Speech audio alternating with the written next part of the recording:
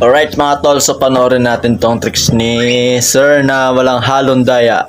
Tingnan, makikita nyo sa video, nagtitrick siya gamit yung malit na bola.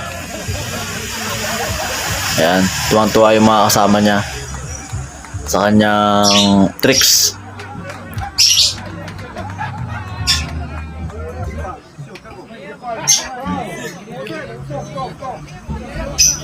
Ayan, makikita natin doon sa kanyang video. Ayan, naglagay siya ng nasa kamay niya na, nasa kamay niya yung maliit na bola.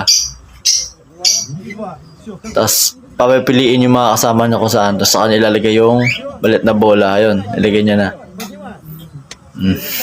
Di ba? Ayan, nasa gitna. Tapos kinuha niya ulit. Nasa kamay niya. Tapos papipiliin niya yung mga kasama niya.